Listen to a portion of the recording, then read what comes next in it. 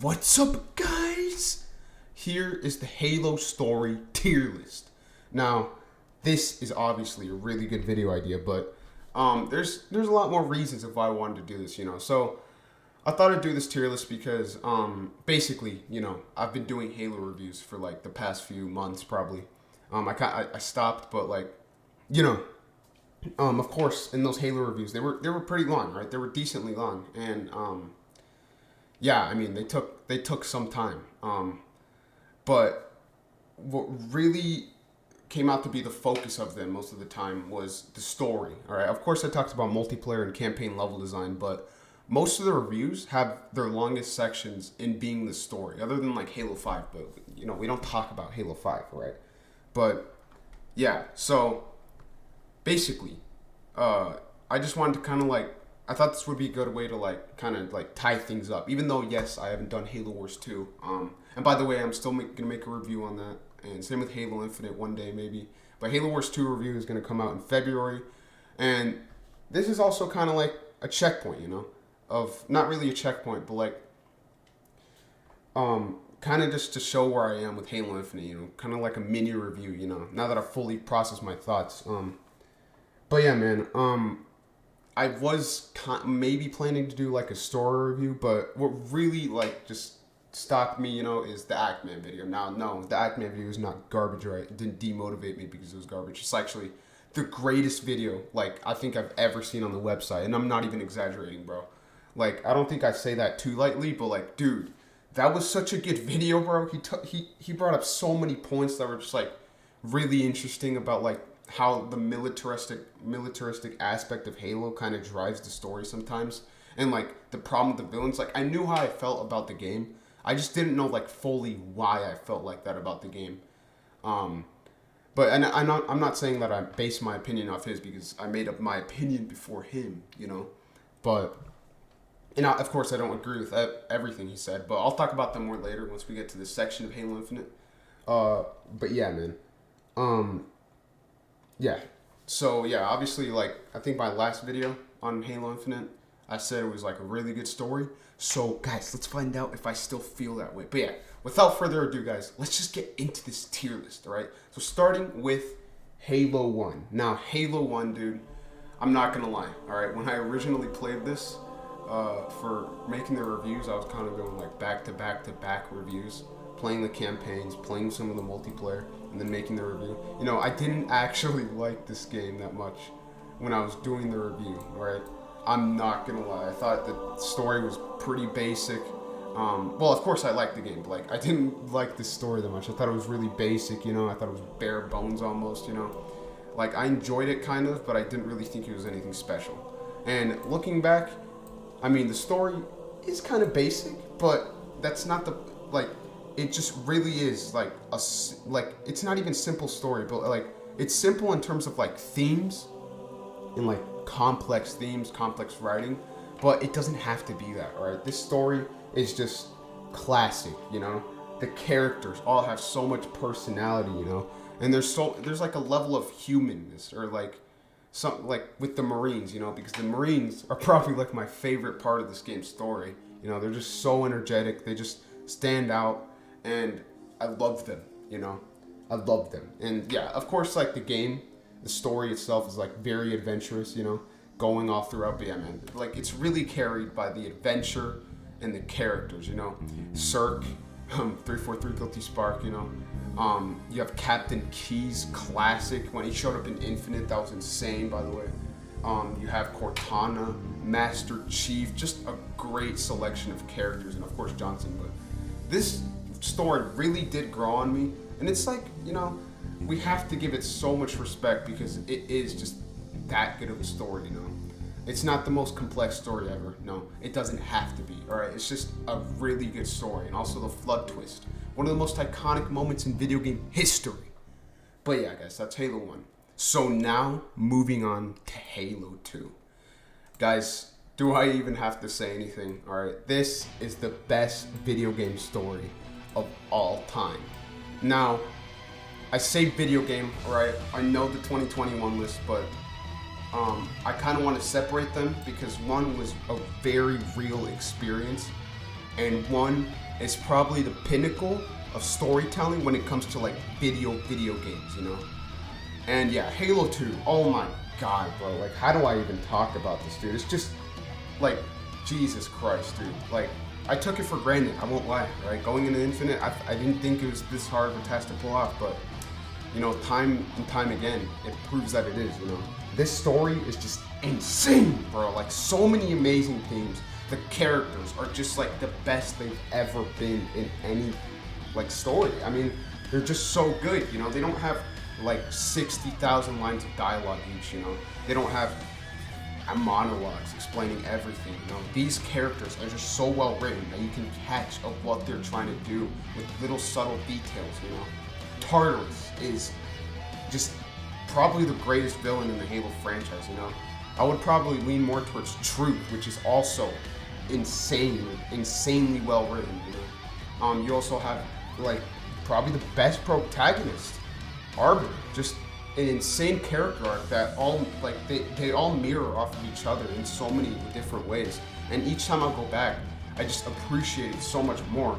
Ratas Vidam, alright, Sergeant Johnson, Master Chief and Cortana, Miranda.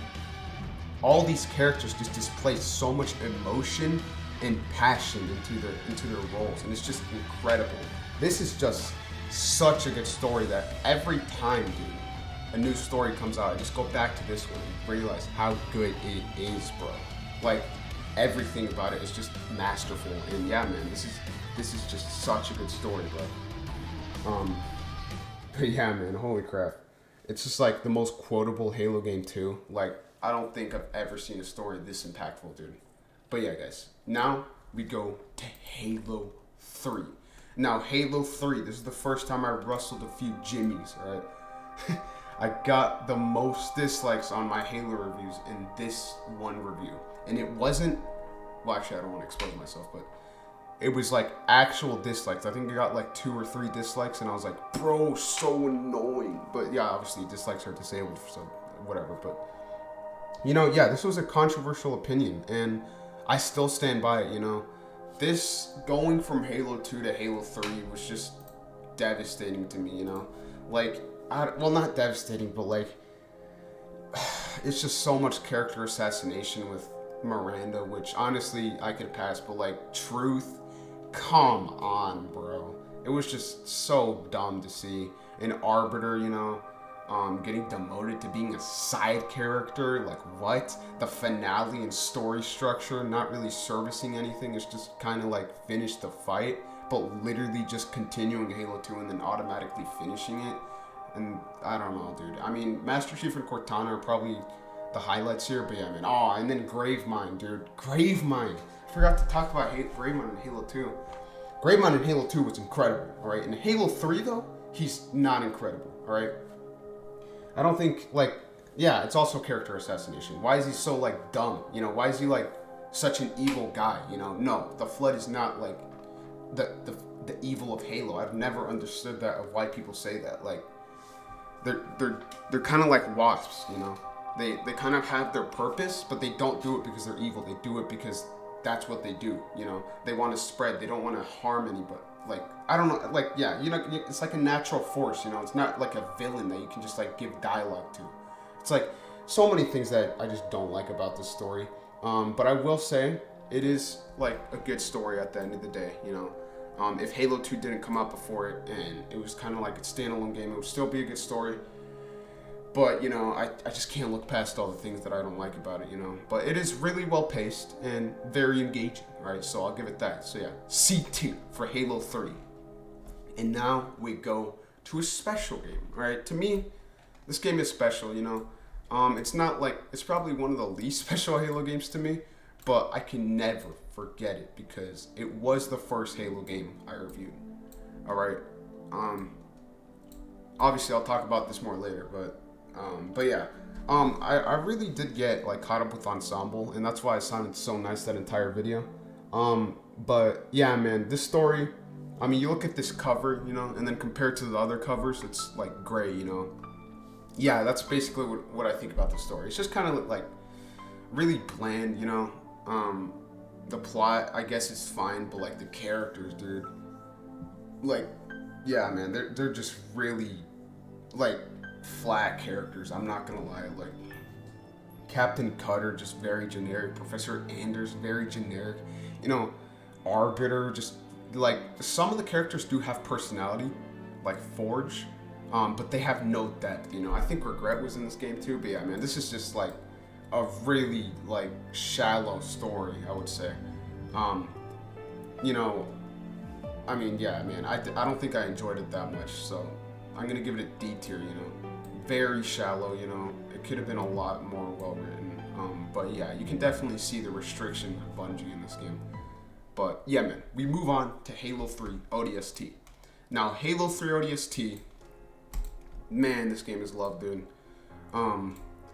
Yeah, this game has a good story, all right? I'm not even gonna try to like set it up or anything. It's just a good story, you know? You really have to appreciate games like this that just launch, that just come with good stories, you know? Because this story is good, all right? It's not like the best of writing, just like Halo 1, you know? It's a good adventure, you know? Of course, like, it's just about a bunch of Marines, or ODSTs, like, escaping, you know? But they have so much character, you know?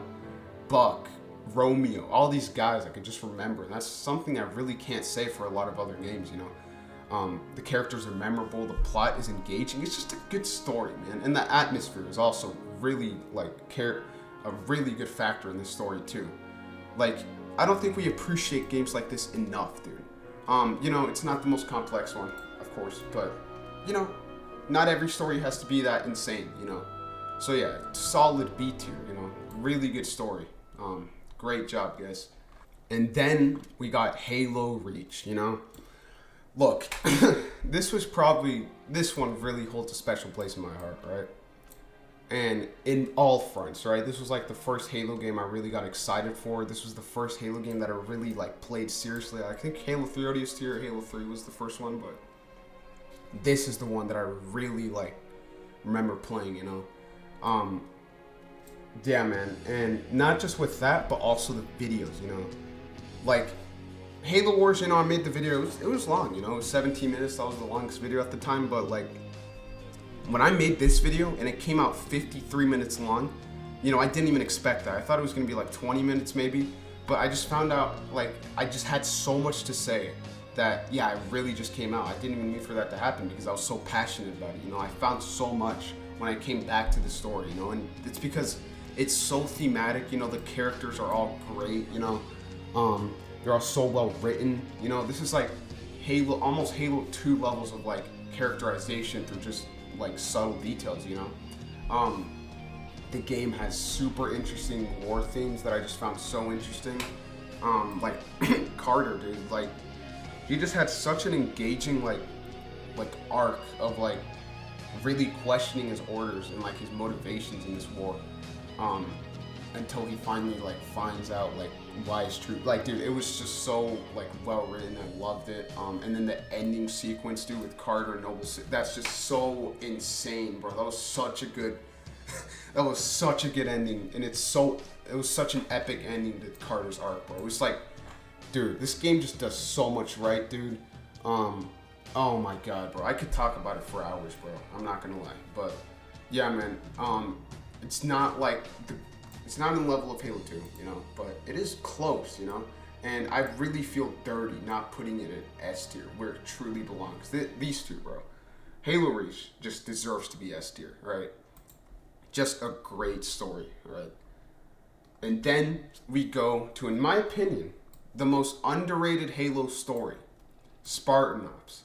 Now, obviously, judging it from like a campaign, like overall standpoint, this sucks ass. All right, the level design is so bad, but it's not about the level design. All right, it's about the story, and the story is actually really good. I think this is a really good story. All right, well, not really good. Well, actually, let's find out. All right, because I think the most underrated thing about Spartan Ops is its character. All right, all the characters are just like really well written. You know. I think it has problems with structure because not all the characters like even show up, but even from the few moments that they show up, they give off so much character, and it's really impressive that this is coming from 343, you know? But yeah, man, this is just this is just an underrated story, you know, maybe like not the most interesting plot, but the characters, you know, Halsey, Lasky, even Palmer's great in this game.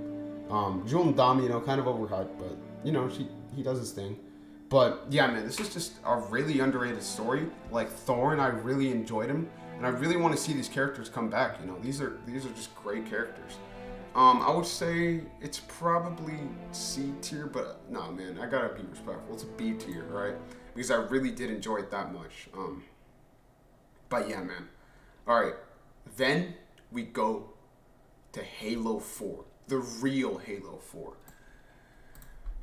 Holy crap, dude. Yeah, man. This is just a really good story, right? This is the best characterization for Master Chief in any Halo game. The best arc for a character, in my opinion.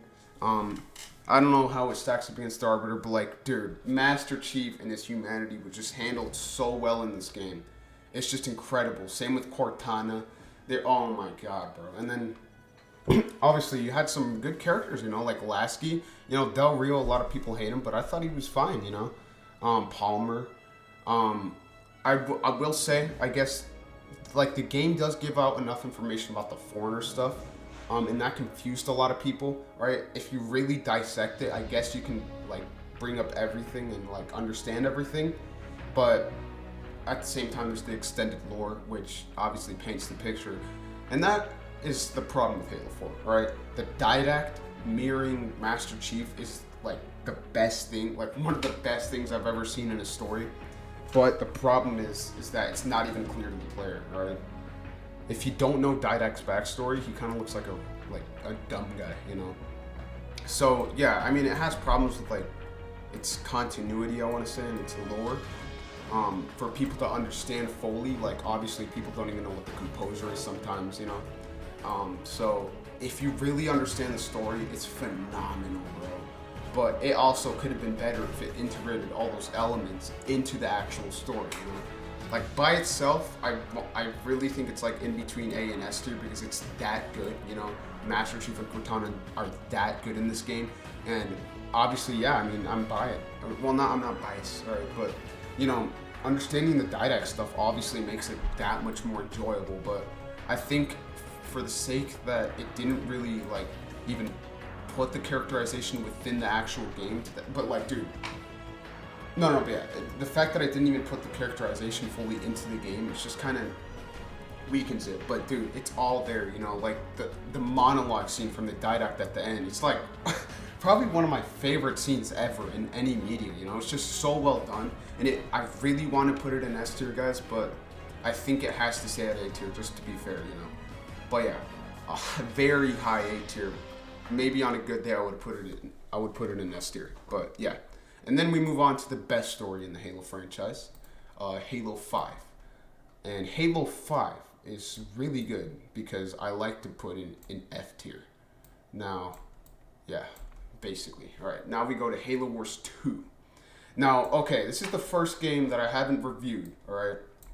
And I don't want to, well, I'm okay with giving it out a lot because the review is obviously what people are going to remember. But now, Halo Wars 2, dude, I remember finishing reviewing this game, Halo Wars, and then moving on and cheating a little bit and playing the first mission of Halo Wars 2. And oh my god, bro, that first cutscene was just, it was so insane how fast this game just transformed the characters that I just thought were bland into actual characters, you know? Jesus Christ, dude, the Serena monologue, dude, oh my god, bro. And Captain Cutter, you know, Professor Anders, all like transformed characters, like Spartan Jerome, you know what? You know the iconic Spartans, Alice, Jerome, Douglas? They didn't even have names in Halo Wars, dude. And now they're entire characters in Halo Wars 2. Like, geez, bro, it's such a glow up, bro. And I honestly don't think that Fireteam, Spirit of Fire would even be relevant if Halo Wars 2 didn't come out, because that's how good the characterization is for these characters. And obviously, you have the new AI, Isabel, which I haven't really talked about this, but obviously, you guys know that one of my biggest problems with Halo Infinite is the weapon. Isabel is like the good version of the weapon. Like you want to see the execution done right, go look at Isabel. You know, she's like, I don't want to say adorable, obviously, but she's what the weapon tried to be, but like in a good way. You know, the good version of the weapon. But yeah, man, I mean, we're not here to talk about the weapon. Isabel is just a really good character, and I think she did like a lot better than the weapon. You know, like. Frick it, dude. I'll talk about the weapon. So basically, they both have like a problem, you know, like being like efficient as like a weaponized AI, because the weapon has like this trope of she's like dumb, you know, robot, doesn't understand emotions. But Isabel, the reason she's not that experienced is because she wasn't even a combat military AI. You know, her crew on the Ark was just meant for like research and resources, you know. So yeah, that's why she's like having to learn these, like having to grow emotionally throughout the story, you know. And the weapon kind of like just like says like, oh, that was a joke, you're so funny, Master Chief. And then 10 seconds later she's like roasting Master Chief with like next level sarcasm. So I don't know, it wasn't really done with the weapon. And with Halo Wars 2 it was done really well. Now obviously the story isn't perfect, right? For one, Atriox and most of the Banished don't really get that much characterization. You know, well, actually, no. Other than the origin, that was really well done. But Atriox as a character himself, I didn't like. Obviously, yeah, I didn't really fill out the motivations, and we'll move on to Atriox and Infinite later. But you know, it wasn't really that engaging. It was kind of just sitting back the entire time, and it's understandable in Halo Wars 2, an RTS game. But yeah, man. I mean, a villain is a villain, you know. But yeah, and also a lot of the story, like they don't have that many cutscenes in this game. Or like, and I know cutscenes isn't like part of the game, like fully part of the story because it's an RTS game. But the quality of writing kind of drops when it's just like monologues of like orders on what to do. Like, we need to take out this encampment over here of the Banished. Can you do that, Isabel? I'll work on it. Jerome, I'm on my way. And then yeah, you know, stuff like that, you know. Where they're just like, kind of like talking while the game is loading up. And that's like, yeah, sure. That's not supposed to be like super character based because it's an RTS game, but at the same time, we aren't getting that many cutscenes. Whereas in Halo Wars 1, we were getting like a cutscene every mission. But yeah, I'll talk about it more later, obviously. But yeah, man, I think it's a really solid story. But obviously the plot, like, it doesn't really have like a satisfying ending either. But yeah, and then we move on to Halo Infinite. Now, I'll take my time with this game, right? So, Halo Infinite, obviously, about the weapon, you know, of course, I did have a problem with her, obviously. Same reason why I like Isabel, I didn't really connect with the weapon, you know. I don't know, dude, but, yeah, man, I feel like her whole doesn't understand emotions kind of plot line or character arc thing doesn't really work because it doesn't make any sense. I think she can, like, obviously also, like, her insulting Master Chief with sarcasm. Like, we're talking about the fate of the universe and you're trying to insult Master Chief while he's literally fighting, like, for his life right now. Yeah, man, that didn't really sit the right way. The villains in this game are just, like, I mean, people like Jaeger because he's like a silent shadow guy and lore fanboys are like happy. But bro, Eshram, Jaeger, all these bosses and villains don't really have much characterization like at all. Like their only motivation, from what I can tell, is like just the glory of the fight, you know, of like being legendary, you know, having your story told. And that's basically Eshram's motivation. And that's really not that engaging, you know, not at all, man. They don't really have anything to do, you know. I know Jaeger captures the pilot, but that really is just Eshram's motive. And even then, it's just like, I want to fight Master Chief, like, that's it, you know. And like it ties back to like the entire problems with the Banished themselves, you know. Like obviously Halo 2 had a civil war, and that's obviously very engaging, but the Banished are just kind of like, they beat humanity. They beat the created. Like Cortana, yeah, she's dead. Right? Atriox kills her. And then they still want to unleash the Endless to like fight who? Like Master Chief? Is that their motivation? Like, why are you risking like losing everything? Because I don't think releasing a race that is so feared among foreigners, just to have them on your side is really the best idea, HRS. Like, you could definitely just wipe out humanity with your remaining forces, you know. But yeah, man, obviously that's a lore problem, but that was introduced with Halo Infinite. But yeah, man, the real reason I stick with the story is because Master Chief is really written well. Like, Halo 4, he got his humanity arc, you know, and that was obviously incredible, like almost perfect. But like here, it's really set in stone, and he really, like, the parts where he's like reflecting on like past events, that was insane, bro. That's something I didn't know I needed. And then like his chemistry and kind of like back and forth with Fernando, or the pilot, sorry.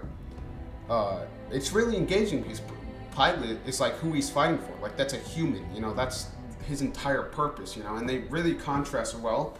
And I thought this stuff was incredible, you know. Obviously it's very annoying when Master Chief just decides to pull out the weapon in his most emotional moments. I think the weapon is really like forced into this story when she doesn't really have to be. They could have focused a lot more on Master Chief, you know. Like, even Cortana, he never pulled out Cortana like that. I think they should just get rid of that technology. But yeah, obviously there's a lot of problems, you know. Like, not even just with the character and villain problems. Like, obviously the plot is not the most engaging, you know. It's basically just go into this building, and then Cortana starts talking, and then Eshram hologram, you know. But yeah, man. It could have been a lot more, you know. I'm gonna put it in C tier. I think Halo 3 is probably better because it's more engaging. I think the characters in Halo Infinite are better, but Halo 3, you know, has the more engaging plot, and that's probably more important, you know. But yeah, man, I think Halo Infinite, you know, that's what I think right now. But yeah, man, go watch the Ackman video, please. Watch the Ackman video, dude. It's basically what I'm saying, except I don't really like the weapon that much, and obviously I have other opinions, but yeah, man, go watch the Ackman video. This is my tier list of the Halo videos, or the Halo stories. All right, do you agree with my picks? If not, what are you doing? This is correct, you know. But yeah, don't worry, guys. I'm almost done with the Halo stuff. This was supposed to be like a wrap up thing, but I still have a few minutes. Obviously, like the Halo Wars 2 video I want to make, and then I'm gonna make one more feedback video. I know I already made 2 feedback videos. They were more of just feedback. They weren't actually for entertainment. I'm glad you guys enjoyed them though. But yeah, man, I'm gonna make one more feedback video for Halo Infinite's next campaign to like show what they can improve. But it's probably not gonna be too much about the story, but it's gonna be a good video. All right, don't worry, guys. But yeah, man. I'll see you guys in the next video. I love you guys, and this is kind of like an outro to the Halo story things. But yeah, man, I'll see you guys in Halo Wars 2 coming out on its birthday. Goodbye, guys.